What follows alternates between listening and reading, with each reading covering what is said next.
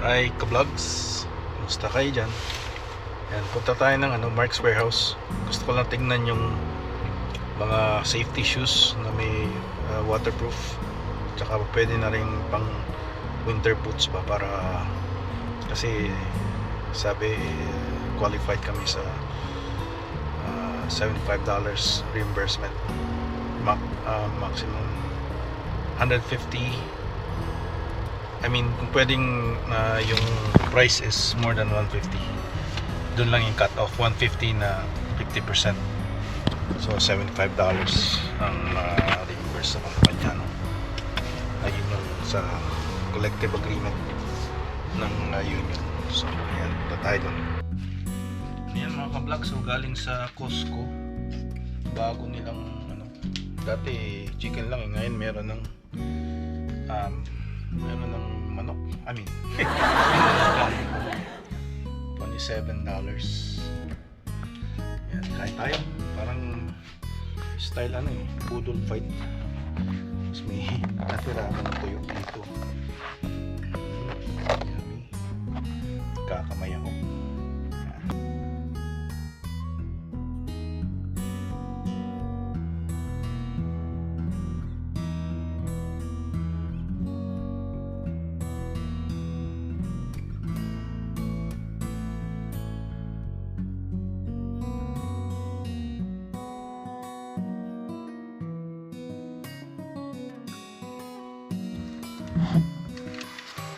Yan mga vlogs, tayo'y tapos lang ng shift natin. Ang mga paperwork natin ginagawa natin sa phone.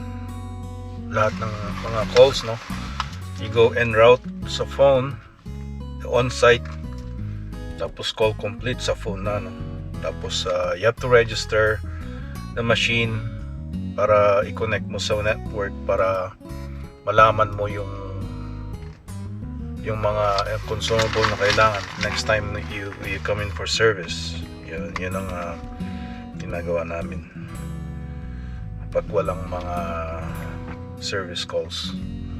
So yun. So mabalik tayo sa pagkuha ng LMIA sa mga turista, may mga kakilala pa rin ako na nire-renew lang nila pala yung kanilang status as tourist habang naghihintay o pinaprocess yung LMIA nila, so mahirap kasi nakakatubili yung paghihintay. Yun yung stressful minsan, sa paghihintay. Hindi mo alam kung ma-aprobahan ka o hindi. So alam ko yung feeling na yun pero kami kasi whole family, bata pa ako like a teenager, like high school graduate nung pumunta ako dito sa Canada. Maluwag pa nun. It was just a quick interview from the States. Sa UK kami nag-interview, so sa London. Kaya it was quick. When we stayed in London, waited for our visa, we went back to the Philippines just to wait ng 92. And then a couple months later, mga 2-3 months, it was approved right away. So we flew right away from the Philippines, from US to UK in the interview, and then we went back to the Philippines to wait for our immigrant visa. Tapos 92, we went to Canada, Toronto in 1992, August, so summertime of 1992. And we stayed at Mississauga, which is close to Square One. At that time, it was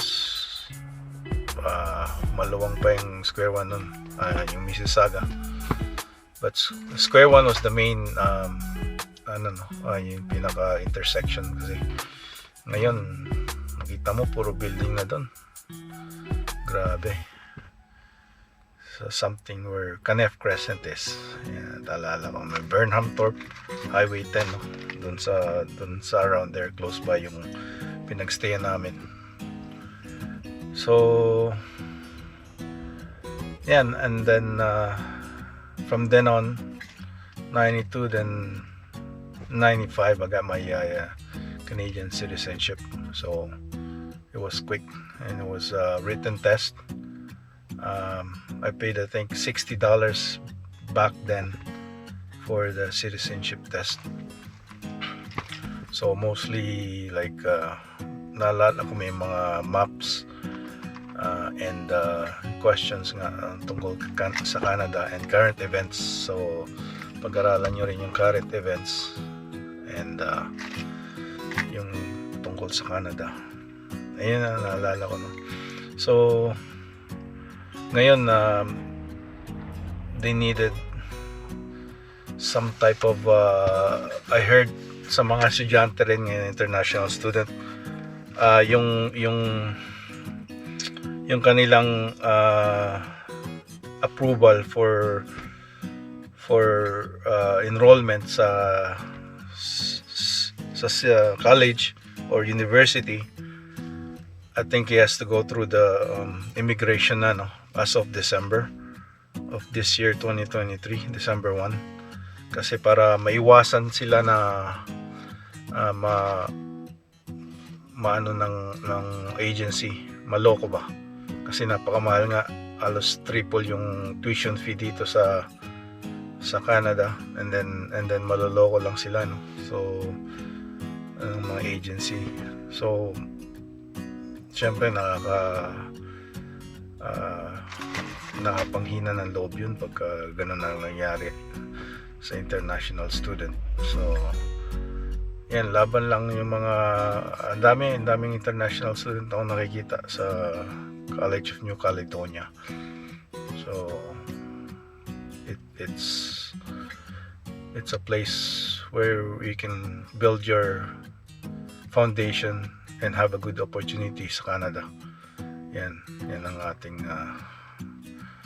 pagkatandaan pagka dito ka sa Canada. Iba na yung mindset mo na pagka